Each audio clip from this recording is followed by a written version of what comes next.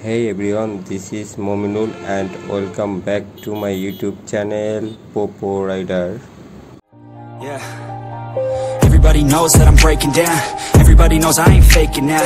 Everybody knows my heart's faking now. বিসমিল্লাহির রহমানির রহিম। আবার চলে আসলাম আপনাদের সাথে নতুন একটি ভিডিও নিয়ে নতুন একটা এক্সপিরিয়েন্স শেয়ার করার জন্য। ব্রোস, আপনারা আমার ভিডিও দেখেন, এই জন্য আপনাদের অসংখ্য ধন্যবাদ। অবশ্যই আমার সাথে থাকবেন। আমার যে ইউটিউব জার্নি আছে সেটাতে আপনারা অবশ্যই সহযোগিতা করবেন, চ্যানেল সাবস্ক্রাইব করে রাখবেন এবং যারা নতুন ভিডিও দেখেন তারা অবশ্যই চ্যানেল সাবস্ক্রাইব করে রাখবেন। আমার ভিউ বাড়ছে, বাট আমার সাবস্ক্রাইব যে মেম্বার, আমার চ্যানেলের যে মেম্বার বাড়ছে না। অবশ্যই আপনারা ভিডিও দেখেন কিন্তু সাবস্ক্রাইব করেন না, এটা হচ্ছে গিয়ে রিজন। সো আপনারা অবশ্যই আমার চ্যানেলটা সাবস্ক্রাইব করে দিবেন, সাবস্ক্রাইব করে দিয়ে আমার পাশে থাকবেন এবং বেশি বেশি আমার ভিডিও দেখবেন। কে কোথা থেকে ভিডিও দেখছেন সেটা জানাবেন কমেন্টসে। আমার ভালো মন্দ খারাপ যা ভালো মনে হয়, মানে যেটা আপনার যে মন্তব্য সেটা অবশ্যই শেয়ার করবেন, কোনটা করলে কিভাবে করলে ভালো হতো। আর যেহেতু আমি বিগিনার্স, সো আমার ভুল ত্রুটি থাকবে, সেটা অবশ্যই আপনারা ক্ষমা দৃষ্টিতে দেখবেন এবং এনজয় করবেন, যে কোনোভাবেই হোক এনজয় করবেন। সো ব্রোস, আজকে আবার বেরোইছি আপনাদের সাথে আর একটা রাইডিং এক্সপিরিয়েন্স শেয়ার করার জন্য। আমি হচ্ছে গিয়ে যাচ্ছি মাদারীপুরে। সো আপনারা যারা আমার বাকি ভিডিওগুলো আছে দেখছেন, আমি মাদারীপুরের আশপাশের ভিডিও বেশি দিচ্ছি কারণ আমি মাদারীপুরে থাকি। সো আমার আপাতত কর্মস্থল হচ্ছে কি ঢাকাতে। সো আমি ঢাকা থেকে একটু লং টাইমের জন্য বাড়িতে আসছি, এই কারণে আর কি ওই ঢাকার যেই রাইডিং এক্সপিরিয়েন্স সেগুলো দিতে পারছি না কিংবা ভিডিও আপলোড করতে পারছি না। যখন ঢাকা যাব তখন আবার আপনাকে আমার যেই ওয়ার্কিং এক্সপিরিয়েন্স এবং যেই রাইডিং এক্সপিরিয়েন্স সবগুলোই আপনাদের দেওয়ার চেষ্টা করব। সো আপনারা জানেন আমার হোম ডিস্ট্রিক্ট হচ্ছে গিয়ে মাদারীপুরে। সো ওখানে আমার চাচারা থাকে, যে পুরান বাড়ি বলতে গেলে হচ্ছে গিয়ে আমার মাদারীপুর। সো ওখানে আমার চাচারা থাকে, ছোট একটা ইনভিটেশনে ওখানে যাচ্ছি, কিছুদিন থাকবো ওখানে। আর এই কারণেই হচ্ছে গিয়ে মাদারীপুরে যাওয়ার আরও কিছু রিজন আছে। আমার ইঞ্জিন অয়েল চেঞ্জ করতে হবে গাড়ির। সো আমি সবসময় চেষ্টা করি আমার গাড়িটাকে টিপটাপ রাখার, সেটা নিজের চেষ্টায় হোক এবার কিংবা সার্ভিসিং করে হোক, যে কোনোভাবেই হোক। সো আমি সবসময় চেষ্টা করি যে অথরাইজড যে ইঞ্জিন অয়েল সেটা ব্যবহার করার। সো মাদারীপুরে শেলের যে অথরাইজড ডিলার সেটা আছে। সো ওখান থেকে একটা ইঞ্জিন অয়েল আমি এবার আমার গাড়িতে অ্যাপ্লাই করব। সো এই কারণে আরও আগ্রহ করে যাওয়া। আপনারা জানেন আমি মাদারীপুর যেতে যে রোডটা ইউজ করতেছি সেটা অবশ্যই আপনারা জানেন যে এটা হচ্ছে গিয়ে ভাঙ্গা বরিশাল হাইওয়ে। সো এখানে একটা ফুয়েল পাম্প আছে, আপনারা যে ফুয়েল পাম্পটা দেখছেন আমি এই ফুয়েল পাম্প থেকে ফুয়েল নেই। এই ফুয়েলের পাম্প থেকে ভালো, ফুয়েলের যে কন্ডিশনটা সেটা ভালো থাকে, ব্যবহার করা যায়, ব্যবহার উপযোগী। সো আমি এখান থেকে ফুয়েল নেই, একটু দূরে হলেও এখানে এসে ফুয়েল নেই। সো 200 টাকার ফুয়েল নিয়ে নিলাম। যেহেতু আমার বাইকে ফুয়েল আছে, আপাতত 200 টাকার ফুয়েল নিয়ে নিলাম। যদি বৃষ্টির ভিতরে ফুয়েলটা আর কি একটু মানে কন্ডিশনটা একটু খারাপ থাকে, কারণ বৃষ্টির পানি জমে থাকার একটা প্রবণতা থাকে, এই কারণে কম করে ফুয়েল নিয়ে নিলাম। যদি ফুয়েল কন্ডিশন ভালো হয় তাহলে যাওয়ার সময় ট্যাঙ্কি লোড করে ফুল করে নিয়ে যাব, মানে ফেরার সময় আর কি।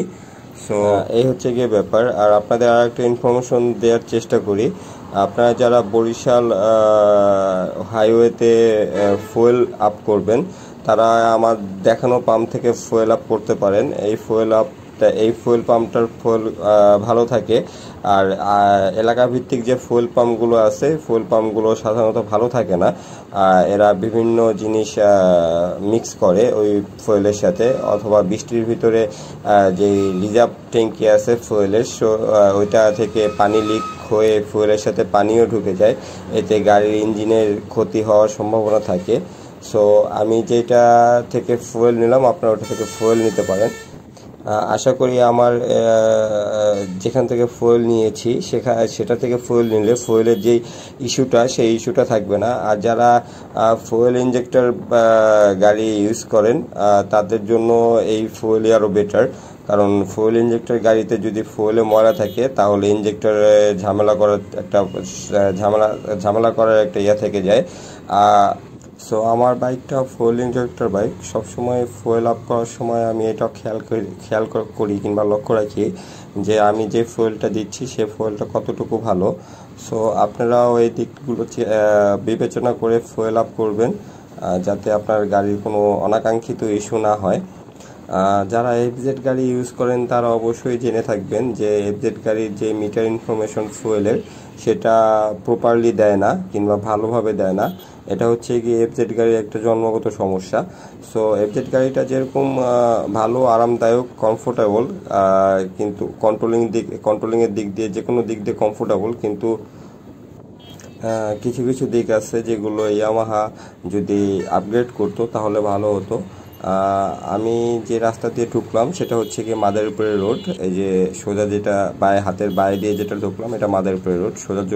সোজা চলে গেলে বরিশাল হাইওয়ে। সো যা বলছিলাম, এফজেডের যে মিটারের ইস্যুটা অতি ঝামেলার, কারণ মিটারে আপনাকে ফুলফিল যে ইনফরমেশনটা, সেই ইনফরমেশনটা দিবে না। আপনাকে ফুয়েল থাকলেও ফুয়েল না থাকার যে ইন্ডিকেটর সেটা দিবে, ইমার্জেন্সি যে ইন্ডিকেটর সেটা দিবে, এবং ফুয়েল থাকলেও না থাকলেও আপনাকে ফুয়েল আছে সেই ইনফরমেশন দিবে। সো এই ইনফরমেশনগুলো একটা রাইডারের জন্য খুবই বিপজ্জনক। যখন আপনি লং রাইডে যাবেন কিংবা আপনি ব্যস্ত থাকবেন, তখন যদি এরকম ঘটনা ঘটে তাহলে আপনার জন্য খুবই বিপজ্জনক একটা ঘটনা কিংবা একটা বিপজ্জনক কাহিনী, অনাকাঙ্ক্ষিত কাহিনী ঘটিয়ে দিবে আপনার সাথে, যেরকমটা আমার সাথে হয়েছে। আমি যখন ঢাকা ছিলাম, আমার একটা প্রোগ্রাম ছিল বিআইসিসিতে। সো বিআইসিসিতে প্রোগ্রাম থাকার কারণে আমি খুবই ব্যস্ত ছিলাম। সো ব্যস্ততার কারণে ফুয়েল আপ করতে পারিনি। তো আমার যেই একটা টার্গেট ছিল যে আমাকে দেখাচ্ছিল যে এক কাঠি এক দাগ ফুয়েল আছে। সো ওই এক দাগ ফুয়েল দিয়ে যে আমাকে যে রিজার্ভের যে ইনফরমেশনটা, সেই ইনফরমেশনটা দিচ্ছিল না, আমাকে দিচ্ছিল যে এক দাগ ফুয়েল আছে। সো এক কাঠি ফুয়েল থাকার কারণে আমি ফুয়েল ভরি করে আর ভরা হচ্ছিল না, ব্যস্ততার কারণেও ভরা হচ্ছিল না। সো হঠাৎ করে আমার যখন প্রোগ্রাম শেষ হয় তখন আমার হচ্ছে গিয়ে রাত 12টা বাজে। 12টায় প্রোগ্রাম শেষ করে সব কিছু প্যাক আপ করে বাসায় যখন আমি ফিরবো, তো বিআইসিসি থেকে যখন আমি কুড়িলের দিক আসবো, তো তখন আমাকে হচ্ছে গিয়ে সামনে থেকে ইউটার্ন নিতে হয়।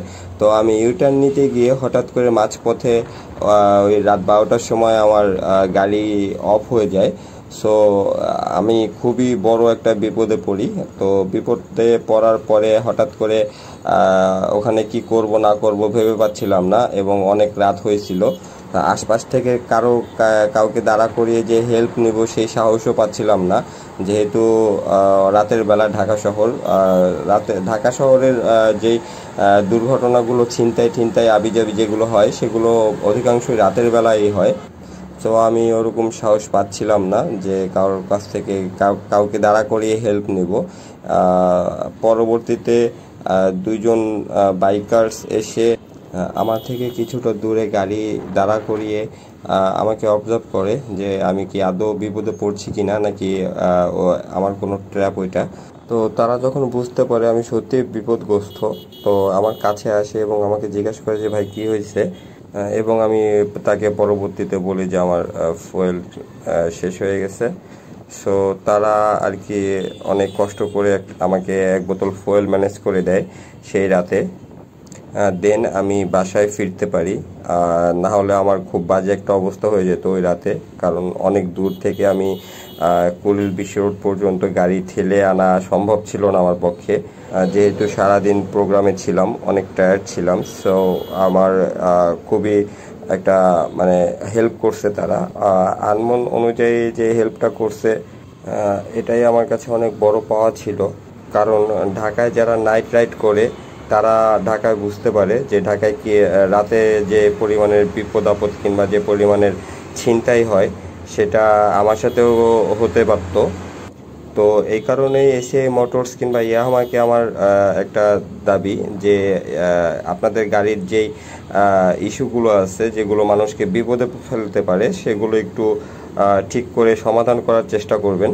তো কথা বলতে বলতে অনেক দূর আমি আমার গন্তব্যে চলে আসছি।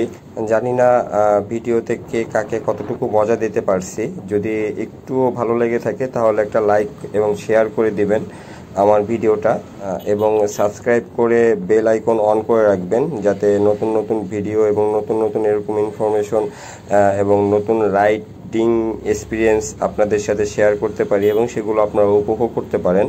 এবং আমার যারা সাবস্ক্রাইবাররা আছেন তারা আমার নতুন ভিডিও দেখার জন্য অবশ্যই সেফলি রাইড করবেন, সুস্থ থাকবেন এবং অবশ্যই সতর্কভাবে যাতায়াত করবেন যেখানেই যাতায়াত করেন, যাতে অনাকাঙ্ক্ষিত কোনো বিপদ আপদ আপনাদের কোনো প্রকার ক্ষতি না করতে পারে এবং আমার সাথে থাকতে পারেন। অবশ্যই সেটা মেনটেন করে চলার চেষ্টা করবেন। সো আজকের মতো এখানেই বিদায়। আল্লাহ হাফেজ, টাটা, সবাই ভালো থাকবেন। আসসালামু আলাইকুম।